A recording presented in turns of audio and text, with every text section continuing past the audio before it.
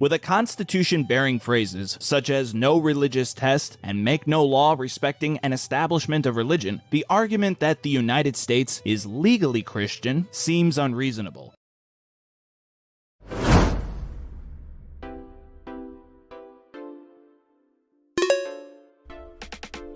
There's a YouTuber who I really like called Counterpoints who made a video called America is a Christian Nation.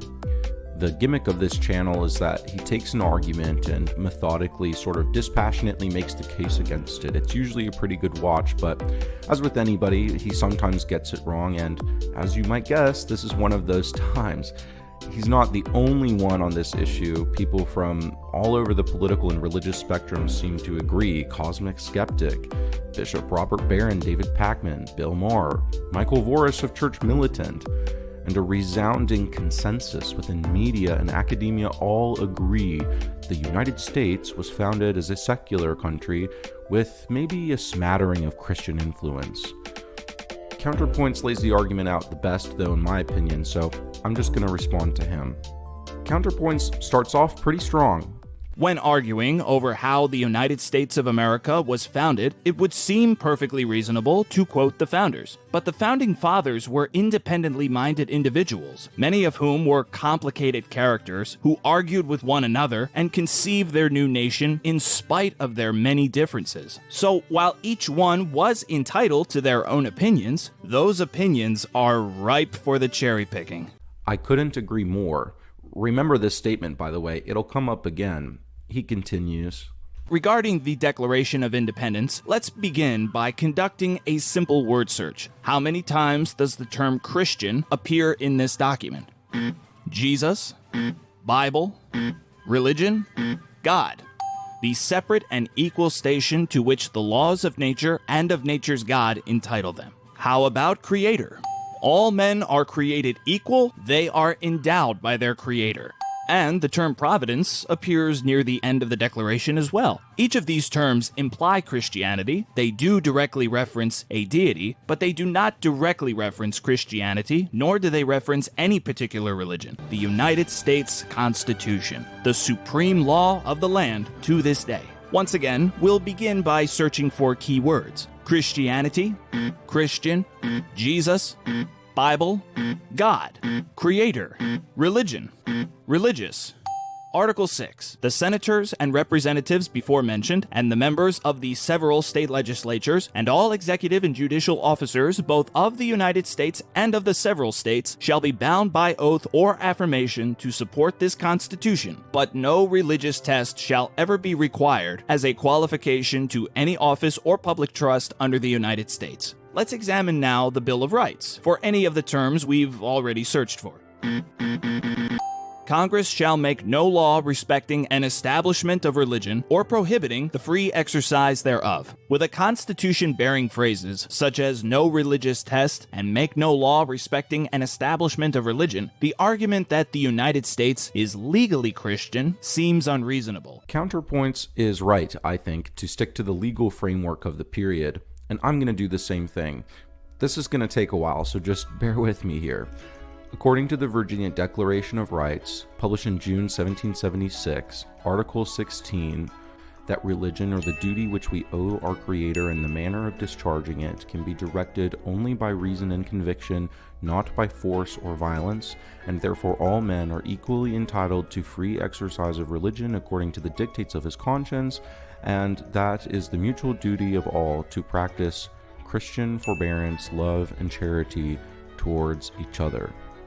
The bill for punishing disturbers of religious worshipers and Sabbath breakers in 1789, framed by Thomas Jefferson in the state of Virginia, in Section 3 says, "If any person on Sunday shall himself be found laboring at his own or any other trade or calling, or shall employ his apprentices, servants, or slaves in labor or other business, except it be in the ordinary household offices of daily necessity, or other works of necessity or charity, he shall forfeit the sum of 10 shillings for every such offense, deeming every apprentice, servant, or slave so employed, and every day he shall be so employed, as constituting a distinct offense."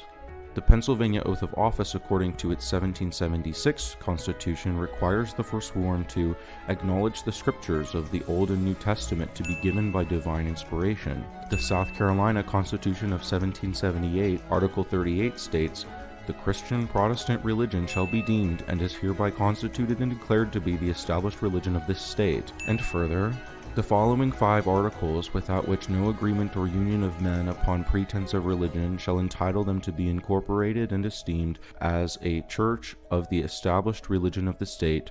First, there is one eternal God and a future state of rewards and punishments. Second, that God is publicly to be worshipped. Third, that the Christian religion is the true religion. Fourth, that the Holy Scriptures of the Old and New Testaments are of divine inspiration and are the rule of faith and practice.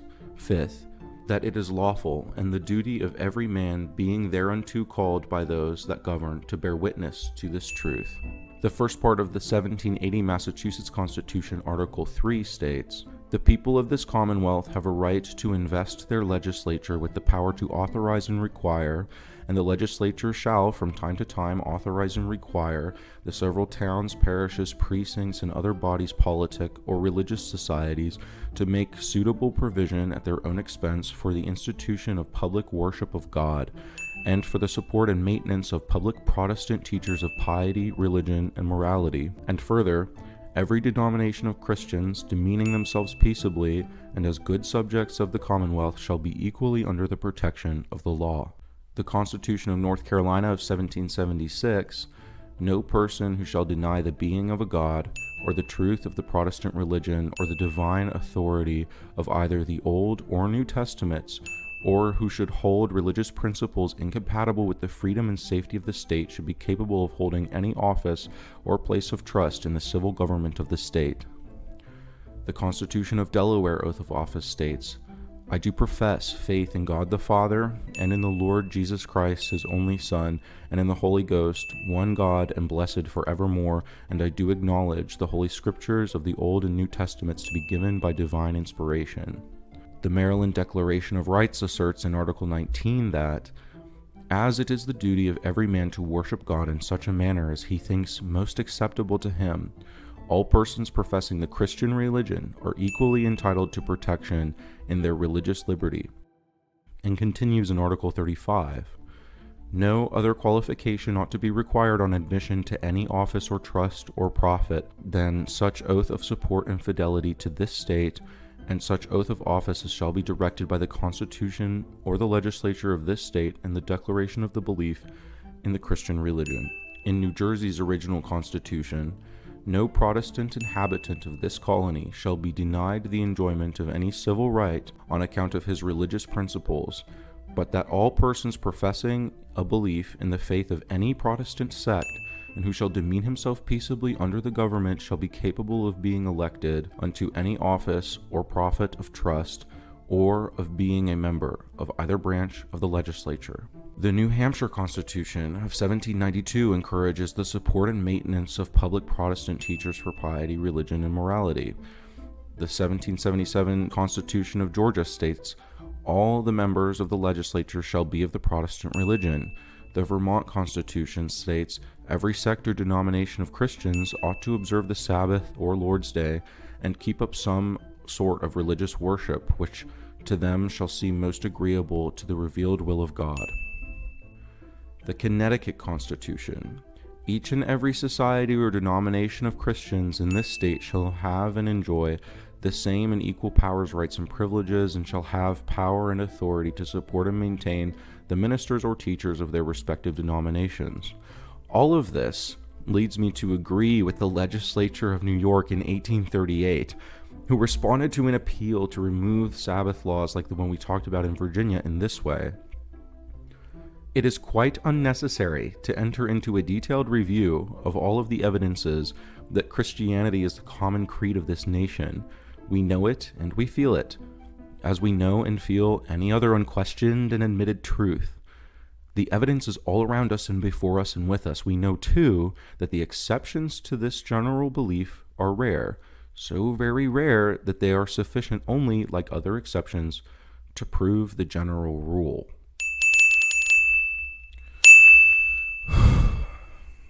So, that should be it then. Case closed. There's a clear legal consensus at the founding that the state can and should be Christian. Other arguments about the culture and influence of Christianity have become irrelevant. It's counterfactual to assert anything other than a Christian legal environment at the founding. Ladies and gentlemen, we got him. But to understand the whole picture, we should once again examine the First Amendment. Given that we know the founders and framers are not at all shy to assert Christianity within the states, why wouldn't they just do that on the federal level? Well, there's some liberal reasoning, certainly. This shows through even in the state laws, which, while they promote Christianity, also show deference to conscience, because the founders grappled very seriously, both practically and philosophically, with the idea that a religion could or should be externally imposed by the government. But the struggle is not whether there should be public religion. The struggle for them was to find the proper balance between their notion of just public homage to God, the Christian God, and the inability of the government to compel true internal intellectual submission from individuals to a given denomination's religious tenets. The outside liberal limit of this thought, though, is displayed, in my opinion, in the Constitution of New York, which heavily caveats its unusually liberal thinking like this: the free exercise and enjoyment of religious profession and worship without discrimination or preference shall forever hereafter be allowed within the state to all mankind, provided that the liberty of conscience hereby granted shall not be so construed as to excuse acts of licentiousness or justify practices inconsistent with the peace or safety of this state. More concretely, consider the historical context of the framing of the Constitution. Every denomination represented, including the consummately establishment Church of England, had at one time in recent English history been on the wrong side of the law. And these denominations, each with their own regions and states, were already skittish about uniting under a potentially oppressive union.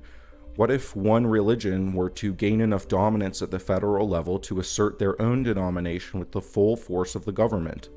Some assurance had to be made to persuade the skeptical delegations this could never happen. Therefore, the First Amendment enshrined into the Bill of Rights the Establishment and Free Exercise Clauses. These were not, as many accept them to be now, some absolute moral statement. If they were, the state constitutions would not be Christian, which they are. Rather, it is an assurance of a pragmatic right, the way Englishmen had always thought of them, practical and circumstantial. Think of the Third Amendment establishing a right against a soldier being quartered in a private home. Sort of a strange thing to consider a universal, abstract right. More plausibly, the Third Amendment protects against one of the principal grievances the then colonies had against King George III, based on recent historical experience in the colonial Anglo-America. It's very concrete. This happened, we didn't like it, so we're going to make a carve-out in the Constitution against it. Simple, limited, practical, and very English. It's not universal, it's a specific assurance against the specific fear from the centralized power codified into law.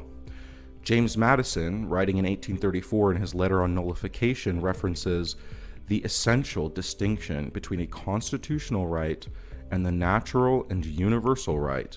Jefferson, the most liberal, influential thinker in the American founding, put it this way in the Kentucky Resolution of 1798. The several states composing the United States of America are not united on the principle of unlimited submission to the general government, but that, by a compact under the style and title of a Constitution for the United States and the amendments thereto, they constituted a general government for special purposes, delegated to that government certain definite powers, reserving each state to itself the residuary mass of right to their own self-government, and that whensoever the general government assumes undelegated powers, its acts are unauthoritative, void, and of no force, that to this compact each state acceded as a state. Jefferson loved the more breathy, philosophical sort of proclamation of universal rights you might see from contemporary French liberals, but he didn't view the Bill of Rights that way. Oh, but wait, you might say. What about Thomas Jefferson's letter to the Danbury Baptists and the wall of separation between church and state? Isn't that a founding value of the First Amendment? There was a wall of separation between church and state. And the answer is, well, no, it's really not, at least not how it's popularly perceived by modern Americans.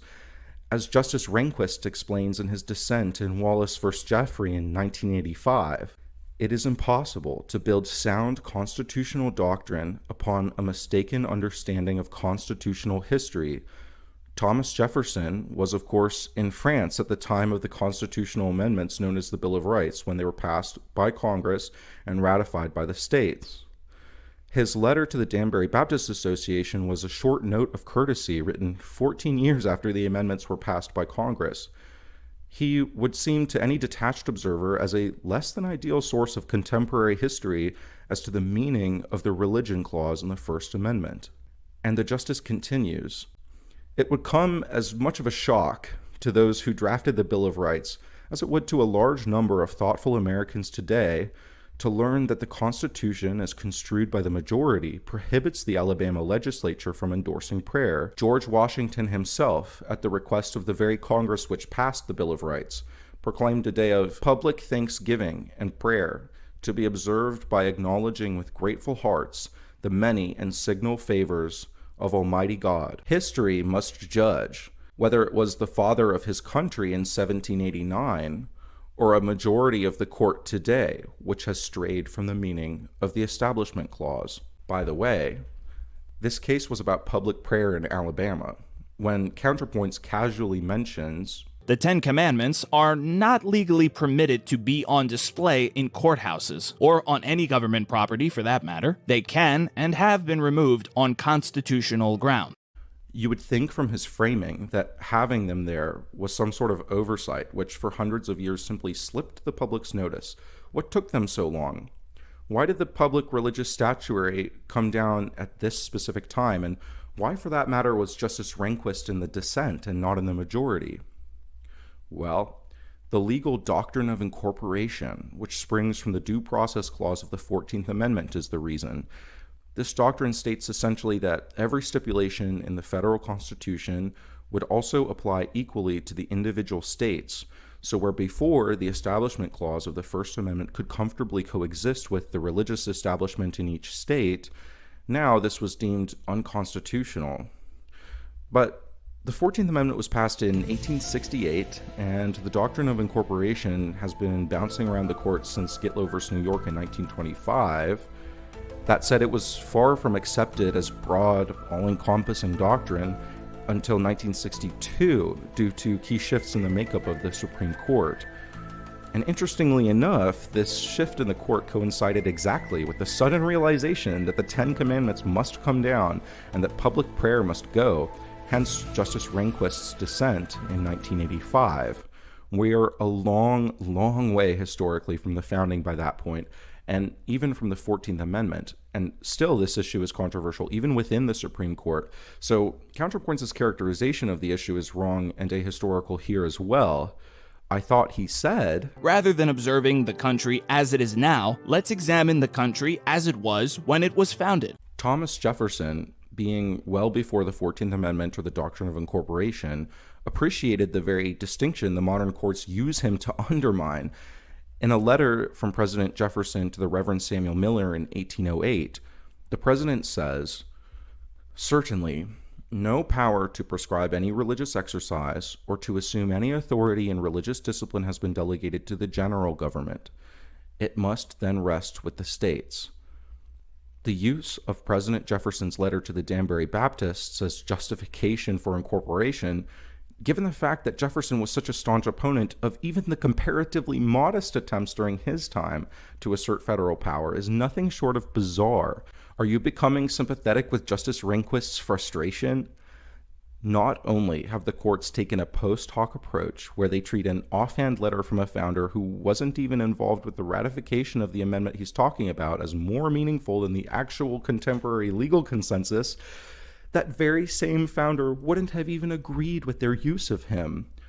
Looks like a case of the Cherry picking. Counterpoints criticized earlier.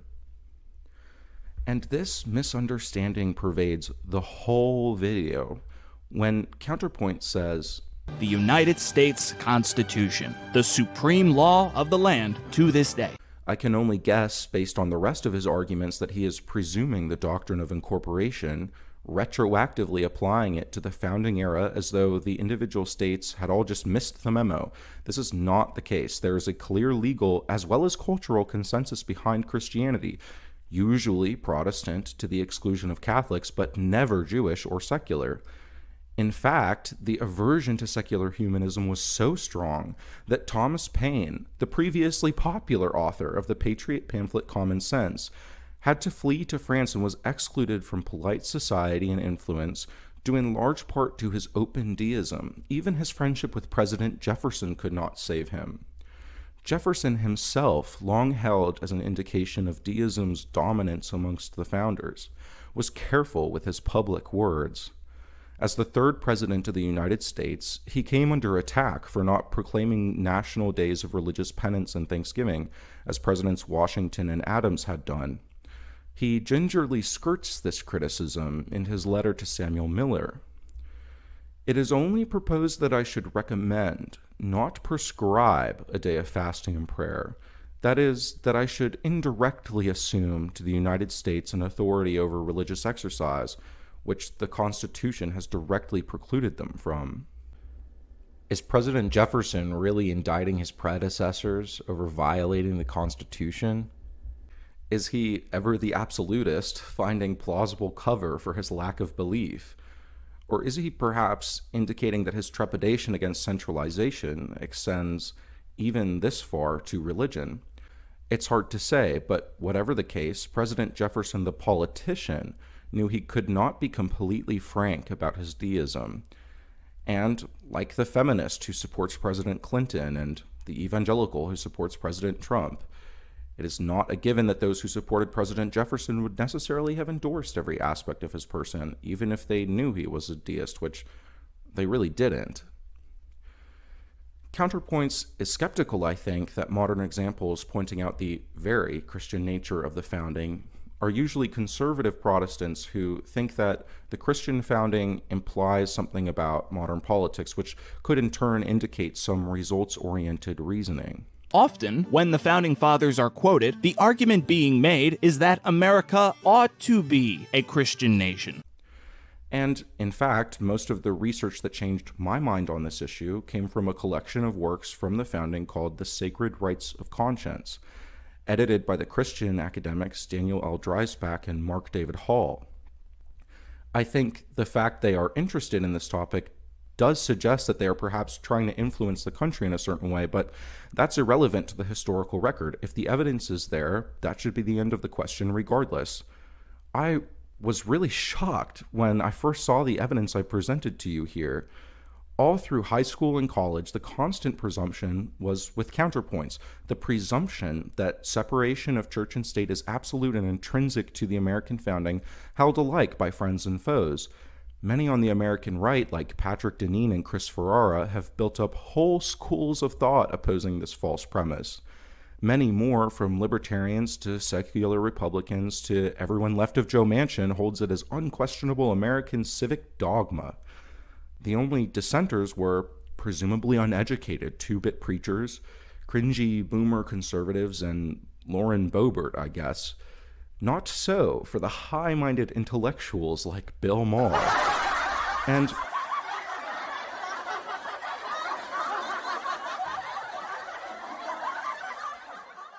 And honestly, I doubt anyone from any camp would ultimately change their minds based on the historical error or rectitude of their thoughts.